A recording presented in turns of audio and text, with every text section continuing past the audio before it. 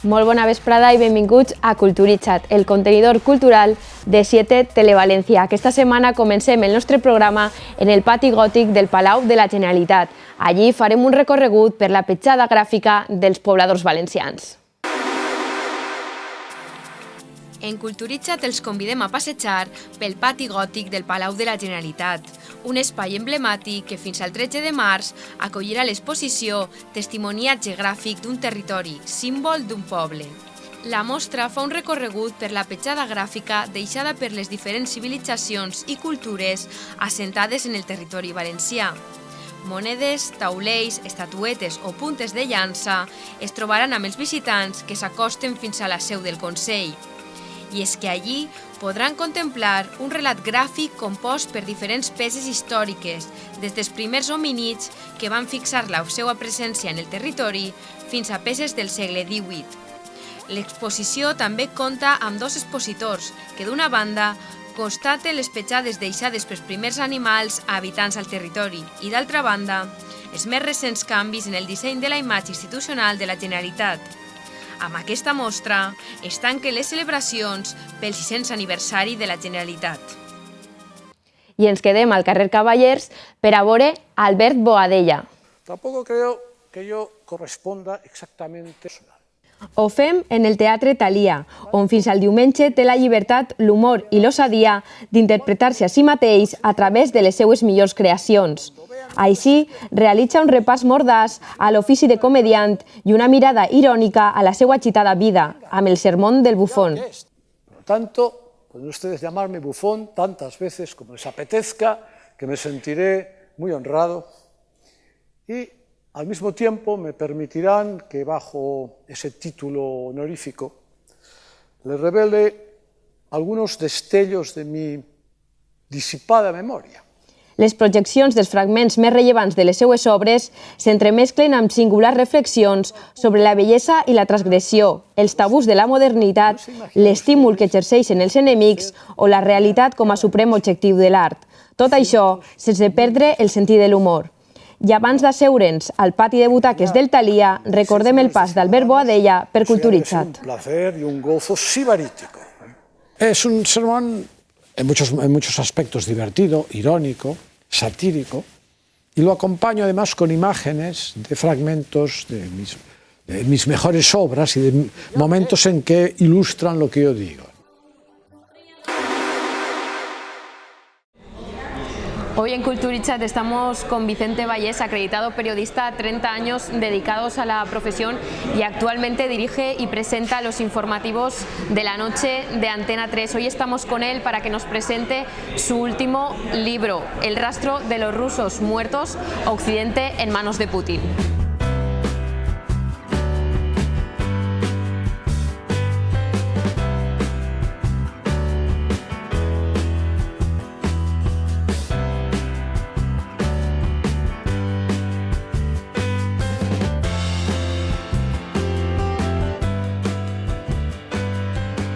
Buenos días, Vicente Vallés, y gracias por atendernos. Encantado. Segundo libro, El rastro de los rusos muertos, pero si te parece yo me voy a quedar con esa segunda parte del título, Occidente en manos de Putin.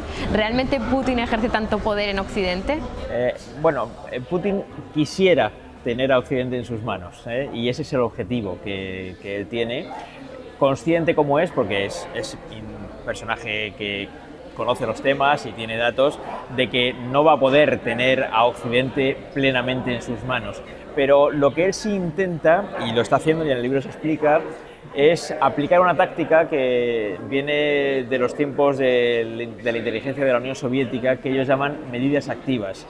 Con esas medidas activas, que es una estrategia, una táctica de inteligencia, intenta alimentar los problemas que ya surgen en Occidente. No es que Rusia provoque un problema nuevo en ningún país occidental, sino que detecta qué problemas tiene un país concreto y a partir de ahí intenta alimentarlo. Nos hemos quedado primero en el título, ahora vamos ya a abrir el libro. El libro empieza con la narración de una muerte que coincide con las elecciones americanas y el acceso de Trump a presidencia, nos hicieron creer, tengo entendido, que era una persona con poco poder y luego no era así. ¿Existen las casualidades en las historias que narra este libro? Bueno, cuando una casualidad puede existir. Muchas casualidades que van en la misma dirección, normalmente lo que te están diciendo es que eso no es una casualidad, es que algo hay ahí, ¿no? Que es lo que yo explico en el libro. Efectivamente, el libro empieza con la muerte de alguien en el consulado de Rusia en Nueva York. Casualmente, la mañana de las elecciones americanas, la mañana del 8 de noviembre de 2016. En esa mañana todo el mundo pensaba que iba a ganar Hillary Clinton las elecciones, por la noche se vio que no, que ganaba Donald Trump. Y alguien, cuando llega por la mañana al consulado, abre la puerta y se encuentra con un cadáver. Ese cadáver era de alguien que, según las autoridades rusas, se dedicaba simplemente a la seguridad del edificio, a estar en la puerta para que no pasara quien no tuviera que pasar. Pero luego se supo que no era exactamente así. Era alguien que tenía las claves de encriptación de los mensajes que desde ese lugar, de ese consulado, se enviaban a Rusia, y los que venían de Rusia a ese consulado. Quien tiene las claves de eso es una persona normalmente importante, habitualmente del servicio de inteligencia ruso. El cadáver de este hombre desapareció rápidamente del consulado y apareció en Rusia muy pocas horas después, en un viaje rapidísimo de avión, y nunca se llegó a investigar las causas de la muerte. Oficialmente murió de un ataque al corazón, pero es que hay demasiada gente que aparece en este libro que muere de supuestos ataques al corazón. Porque esto que nos cuentas parece un poco surrealista, un poco rebuscado, pero tenemos que decir que el libro no es una novela, sino que es una narración de historias reales. Sí, son todo datos reales. Yo animo incluso al lector a que intente confirmar, abra el libro por cualquier página y el primer dato, el primer nombre que encuentre, que intente confirmarlo. Es verdad que alguien que no esté avisado puede empezar a leer el libro y pensar que se trata de una novela, pero no es una novela. Aspiro a que no se aburran, y por eso está escrito de una manera que creo que es agradable para el lector, pero son todo datos, nombres, cifras, fechas, lugares, todos son datos. Entiendo que un gran trabajo de investigación. Largo, de año y medio. Y que historias que unas conocemos, como por ejemplo pues, el polonio, ¿no? Sí. Es que ahora no me sale el nombre. La muerte de Litvinenko, sí. Pero otras que son muy desconocidas, sobre todo para Occidente, para Europa, que no han llegado. Efectivamente. Aquí hay algunos casos que relato y con algún detalle, como por ejemplo la muerte, en realidad el asesinato por envenenamiento de Alexander Litvinenko, que fue un espía del KGB que abandonó Rusia, se exilió en el Reino Unido, que hizo servicios tanto para el espionaje británico como también para el espionaje español. Yo cuento en el libro cómo hubo una reunión de Alexander Litvinenko en un hotel de Londres con un fiscal español que fue allí a buscar información sobre las mafias rusas que están en España. Desde los años 90 se instalaron algunos de ellos, algunos mafiosos rusos en España. Litvinenko tenía mucha información, le dio algunos datos en aquella reunión y se comprometió a ir a Madrid unos meses después, llevando más datos, más nombres, más fechas sobre la implantación de la mafia rusa en el sur de España. Aquel viaje a España nunca pudo hacerlo porque fue envenenado antes y al cabo de unos días de agonía terminó muriendo. Tuvo tiempo, antes de morir, de poder darle la información al MI6 británico, el servicio de inteligencia británico, y gracias a esa información se pudo investigar quiénes habían sido los que le habían envenenado, que resultaron ser dos antiguos agentes también del KGB, compañeros suyos en el nuevo servicio de espionaje ruso que es el FSB, el heredero del KGB. Menuda historia interesante. Sí, no es la única, hay más historias como esta. Estás en permanente contacto con la actualidad por tu trabajo. ¿La realidad supera la ficción? Muy a menudo sí. La verdad es que en la investigación del libro he encontrado cosas que parecían irreales y al parecerme irreales estaba desechándolas. Así que como yo mismo no me las creía mucho, las estaba desechando, pero bueno, en algunos casos las deseché porque no pude confirmar todos los datos, confirmaba algunos pero otros no, y entonces no los he contado en el libro, pero ha habido otras historias que al principio me parecían increíbles, pero que con la investigación he podido confirmarlas por diferentes fuentes y todos los datos que se aportan están reconfirmados. Putin es un antiguo agente de la KGB. Tú dices que te he oído decir que no perdona una traición. ¿Ejerce el poder como un espía? Sí, bueno, en realidad él fue espía y en la primera página del libro, de hecho, yo cito una frase que él ha pronunciado algunas veces, que es esta: exagente del KGB, eso no existe. Vladimir Putin pronunció esta frase por primera vez en el año 99, a punto de ser nombrado primer ministro, y lo ha repetido otras veces ya en presencia de compañeros suyos del servicio de inteligencia de Rusia. Vladimir Putin es un espía. Su profesión es la de espía. Él se crió en el espionaje soviético de los años 70 y 80 del KGB. Fue espía en la Alemania Oriental y él nunca ha dejado de tener esa cultura. Él se crió en esa cultura, aprendió en esa cultura y está aplicando las enseñanzas del espionaje ruso también desde la presidencia del país. En el libro dices, bueno, en la promoción del libro dices que la guerra ya no se libra en el campo de batalla, sino en Internet y las redes sociales. ¿Es lo que hace Putin, es lo que hace Rusia? Sí, en buena medida son esas medidas activas de las que yo hablaba antes, y que ahora con las nuevas tecnologías disponibles se pueden aplicar de una manera que nunca hubieran podido soñar siquiera, ¿no? De manera que, bueno, ahora a través de las noticias falsas o casi peor de las noticias medio ciertas, digo casi peor porque cuando una noticia es medio cierta tiene una apariencia de verosimilitud que incluso las falsas a lo mejor no tienen, ¿no? Bombardeando con noticias falsas a determinados países sobre determinados asuntos que son un problema en ese país, consigue generar tensiones sociales y consiguen objetivos. Desde luego, las elecciones americanas del año 2016 son un ejemplo muy claro del éxito que tuvieron esas medidas activas. ¿Porque realmente Putin ayudó a Trump a ganar esas elecciones? La tesis que yo defiendo en el libro es que si la pregunta es ¿Donald Trump es presidente de Estados Unidos gracias a Vladimir Putin? La respuesta es no. No solo gracias a Vladimir Putin. Vladimir Putin o las estrategias rusas en las elecciones americanas ayudaron a Trump a ganar las elecciones, pero no son el único elemento que hizo que eso fuera así. Hay muchos elementos propiamente americanos que también hicieron que Trump ganara las elecciones. Las armas en esta nueva guerra, entonces entiendo que serían esas noticias falsas o medio falsas. Sin duda. Estamos en un momento en el que yo creo que un libro como este lo que pretende precisamente es mentalizarnos a quienes lo quieran leer de que tenemos que estar alertas y no creernos porque sí todo lo que vemos, aunque nos guste oír lo que escuchamos. Aunque una noticia nos parezca muy cierta, siempre tenemos que ponerla en cuarentena si la estamos viendo a través de las redes sociales. Por otro lado, los medios de comunicación de toda la vida, los periódicos, las televisiones y las radios, dan buena información y es información creíble. Lo que uno tiene que tener por su cuenta, lógicamente, es su propio punto de vista, pero siempre en guardia de que cosas que nos llegan a través de las redes sociales no necesariamente siempre son ciertas. Los periodistas, los medios de comunicación debemos ejercer como de parachoques para que esas noticias no lleguen a los ciudadanos. Por eso el trabajo del periodismo, si siempre ha sido importante, ahora lo es más todavía, porque precisamente lo que hacemos los periodistas es ejercer como un filtro frente a las noticias falsas. Y nuestro trabajo consiste precisamente en eso, en asegurarnos de que todo lo que contamos a nuestros lectores, espectadores o bien a nuestros oyentes es cierto y está contrastado. El libro trata de política internacional, pero ¿te has planteado escribir un libro sobre política nacional, políticos españoles? Bueno, no descarto hacerlo, pero es verdad que como dedico tantas horas al día precisamente a informar sobre las cosas que pasan en España, cuando me he sentado a escribir normalmente lo he hecho sobre cosas que están un poquito más alejadas, que no sea solamente el mismo círculo en el que estamos metidos todos los días, ¿no? Siempre me ha interesado mucho la política internacional, he conocido muy especialmente bien la política americana, pero a raíz de eso he podido también conocer la política rusa investigando este libro. Ya tenía bastantes datos, pero he podido ampliarlo con la investigación. Por cierto, nadie se ha puesto en contacto con Vicente Valles, porque viendo esto a mí me da un miedo hablar de Putin y Rusia. No, lo que...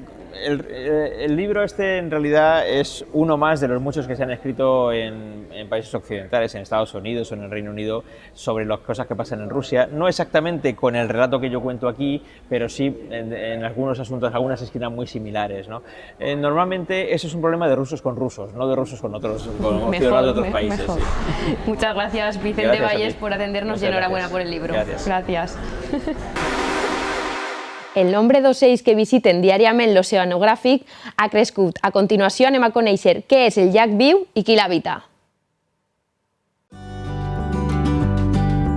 El ciclo de la vida también se representa en el Oceanographic en el Lago Vivo, una extensión de agua dulce en la que se pueden observar una amplia variedad de aves acuáticas, como pato colorado, tarro blanco o el cisne cantor. Animales que campan a sus anchas y que forman parte de la gran familia de animales al cuidado del acuario. Sin embargo, el proceso de naturalización de ese lago atrae a diferentes especies de aves que lo visitan desde diferentes lugares a lo largo de todo el año y que cada vez son más y más variadas. Actualmente, en el Lago Vivo se puede observar el avión roquero. Se trata de una pequeña ave de la familia de las golondrinas que se alimenta de efímeras.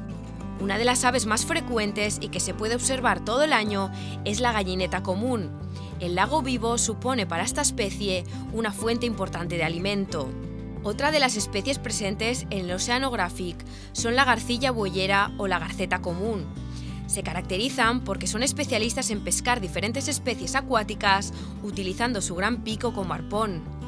El cormorán grande también visita las instalaciones del parque.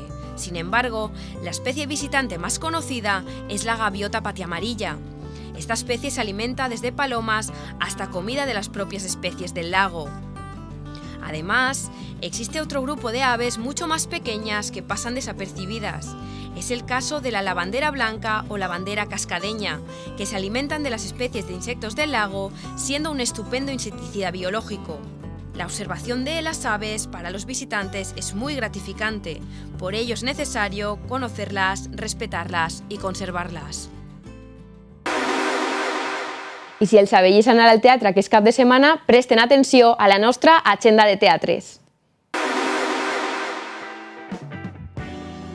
Relieves és una obra coreogràfica el moviment de la qual es genera a partir de l'estudi de 5 deïtats femenines, Atenea, Afrodita, Demeter, Àrtemis i Hèstia. Cada una d'elles és portadora d'uns atributs i evoca diferents aspectes de la dona, la sensualitat, la vitalitat, el treball, la força i la determinació. Valors vigents en la dona contemporània mediterrània i que en Relieves es vinculen amb el moviment escènic i els diferents pals del flamenc. Relieves estarà a l'Auditori de Torrent el divendres 22 de febrer a les 8:30 de la vesprada. Drama líric en 3 actes de Giacomo Puccini amb llibre de Giuseppe Giacosa i Luigi Illica. Versió original en italià amb sobretítols en espanyol. Mentre destinat a Nagasaki, Pinkerton, un oficial de la Marina nord-americana i una jove geisha japonesa anomenada Butterfly s'enamoren i es casen. Quan ella ha de tornar als Estats Units, ella l'espera durant 3 anys, encara que família i amics li diguen que ell no tornarà. En aquells temps, ella cria sola el seu fill, el qual va néixer després que Pinkerton se n'anara. Pinkerton, finalment, torna amb la seva nova i legítima esposa nord-americana. Venen a recollir el xiquet per a criar-lo als Estats Units. Madame Butterfly estarà a l'Auditori de la Vall d'Uxó el divendres 1 de març a les 8 de la vesprada. En el món de la família Addams, estar trist és ser feliç, lo insensat és lo sensat, patir dolor és sentir alegria, allò prudent és allò imprudent i la mort i el sofriment és la matèria de la que estan fets els seus somnis. Benvinguts a una nefasta, fatídica i delirant nit a la casa dels Addams. Els més oscurs secrets que es van a revelar, les relacions, els amors i amistats seran examinades i la família Addams al complet, avantpassats inclosos, deuran fer front a l'única i terrorífica cosa que han aconseguit evitar durant generacions, el canvi. La família Addams estarà al Teatre Olímpia el dissabte 23 de febrer a les 9:30 de la nit.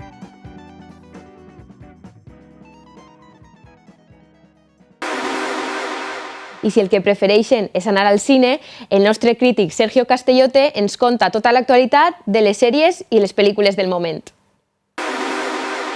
Hola, ¿qué tal? Varios estrenos han habido esta semana, como Alita, también Feliz Día de tu Muerte 2, pero voy a destacar sobre todo Cafarnaum, una película con un título así un poco extraño, pero es una película que ya viene avalada por muchos premios, muchas participaciones en festivales y que está, pues, donde se está proyectando, pues está causando efectos en el espectador bastante interesantes. Esta película está nominada al Oscar a Mejor Película Extranjera, también ganó el Gran Premio del Jurado en el pasado Festival de Cannes, el del año pasado, el último acaba de terminar. También nominada a Mejor Película en los premios BAFTA británicos, a los César franceses, una serie de premios y de participaciones muy a tener en cuenta. Es una película libanesa de la directora Nadine Labaki. De ella ya vimos una película como Caramel, que era una película, una comedia muy entretenida, muy moderna, en una peluquería, pero en esta ocasión nos sumerge en el fondo de Beirut, en los bajos fondos, nunca mejor dicho, en un mundo que Occidente o se da la vuelta o no lo quiere ver, y nos cuenta la historia, empieza ya muy fuerte, en un juicio de un chaval de 12 años que ha sido condenado 5 años en la cárcel por un intento de asesinato. y nos depara en ese juicio cómo le demanda a sus padres por haber nacido. Ya a partir de ahí, con esa dura premisa, vemos esta devastadora historia sobre este niño, Zain, que intenta formar una familia, que intenta con otro niño y una inmigrante etíope buscar lo que no tiene, y sobre todo la directora nos va reflejando con dureza y crudeza temas como el malvivir que hay en el Líbano, también el trato a los inmigrantes, la venta de inmigrantes o de esclavos incluso, y también matrimonios concertados con niñas de hombres ya mayores a cambio de dinero a los padres. Realmente el actor está inmenso, este chico, Zain Al-Rafea, que se llama, y hay momentos en que el espectador pues llora por lo que está viendo, sobre todo al final de la película, que no voy a desvelar, pues se va viendo todo este mundo que te va impactando, esos personajes que tienen que vivir y comercian con lo que sea, y este niño con el otro pequeño bebé de la inmigrante intentando ser una familia, estar juntos. Y lo único que puedo decir es que a mí personalmente la película me ha encantado, como mucha parte de la crítica, aunque también algunos la han tachado de ser una película de pornografía emocional por ser tan dura y cruda. Momentos interesantes, sobre todo con la cámara a hombro siguiendo a estos personajes por estas ciudades devastadas, y la verdad es que la recomiendo vivamente como la mejor película de la semana. Hussein Al-Hajj. Quítenle las esposas, que se acerque al estrado. ¿Sabes por qué estás aquí? Lo sé, ¿Por qué? para denunciar a mis padres. Nos llega esta semana el estreno de Cómo entrenar a tu dragón 3, la tercera parte de estas dos películas que ya comenzaron hace 10 años, de animación, de DreamWorks Animation, y unas películas que funcionaron muy bien en taquilla y que se espera que se repita también con esta tercera parte. Y en esta nos encontraremos con los personajes, con un mundo ya unificado entre dragones y vikingos, con Hippo y Desdentado totalmente juntos, pero como siempre hay unos elementos externos que aparecen y cambiará un poco la situación, como es la llegada de una dragona que intentará conquistar y que le verá el amor a Desdentado. Y entonces a partir de ahí también llegará un personaje malo, Grimmel, que intentará romper toda esa armonía para que vuelva a estar tirante la lucha entre dragones y humanos.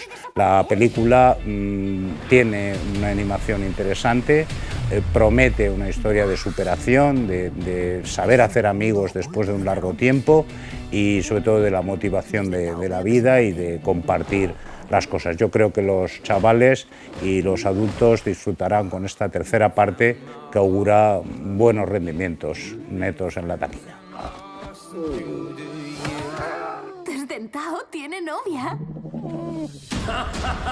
He cazado a todos los Furia Nocturna, excepto al tuyo. Entrégamelo. Jamás lo abandonaré. Entonces destruiré todo aquello que amas.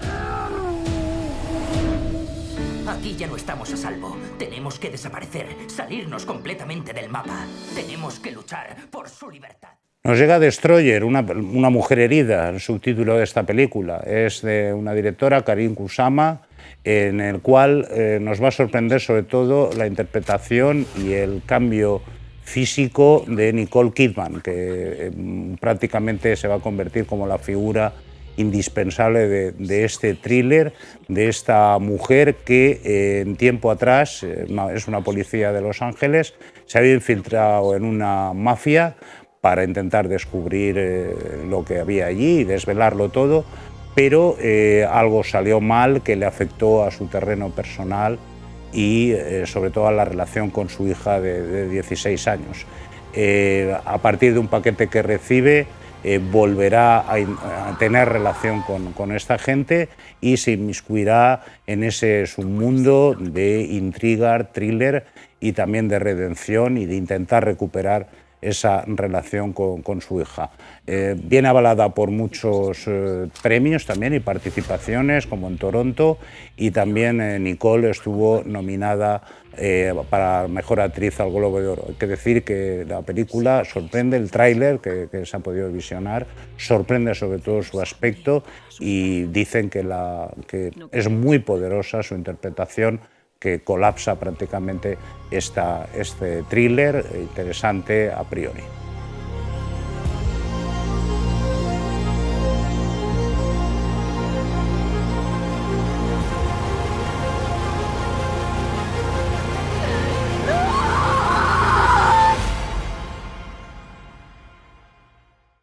Y también nos llega Una cuestión de género, una película que también tiene algunas nominaciones de actrices y es una historia que promete fuerza, sobre todo nos vuelve a contar un caso que ha ocurrido en la vida real en los años 60, cuando una abogada intentó defender los derechos de la mujer hasta el límite, pero en este caso utilizando una cuestión masculina, de un hombre que no le permitían una deducción en Hacienda en referente a un niño que cuidaba. A partir de ahí, con la ayuda de esta abogada, Ruth Bader, que todavía a sus 83 años está como jueza de la Corte Suprema, junto a su marido Martin, intentó en esa época revertir toda la ley, lo consiguió.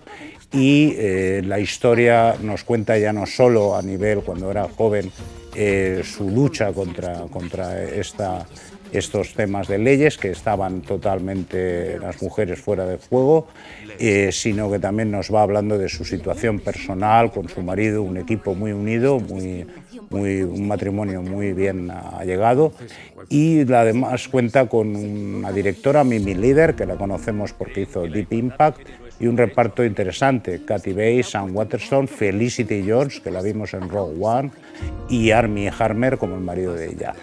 Puede ser una cuestión de género esa película para un público maduro y adulto que le interesa sobre todo el buen cine norteamericano hecho con clasicismo, y creo que puede ser una buena apuesta para este fin de semana. No es un privilegio, es una jaula y estas leyes son las rejas. Jamás nos sentiremos. ¿Estás preparada para esto? Llevas toda la vida preparada para esto. Todos tenemos que oponernos a estas leyes, una a una. Esto tumbará el sistema entero de discriminación. I ens despedim avui del nostre programa al ritme de Bollywood. El Port de València s'ha convertit durant aquests dies en l'escenari d'un rodatge d'una pel·lícula per a Bollywood. Una producció cinematogràfica sud-asiàtica ha triat com a escenari les instal·lacions portuàries per al seu rodatge, un film que s'estrenarà abans de l'estiu a les sales de cinema de l'Índia. L'actriu Kajal Agarwal, amb més de mig centenar de pel·lícules gravades, i l'actor Sharwan Anand, reconegut com una de les estrelles de Bollywood, s'han desplaçat fins a la ciutat del Túria per a rodar el llargmetratge. L'equip tècnic del projecte està integrat per 40 professionals, a més de 250 figurants i ballarins que participen en el rodatge.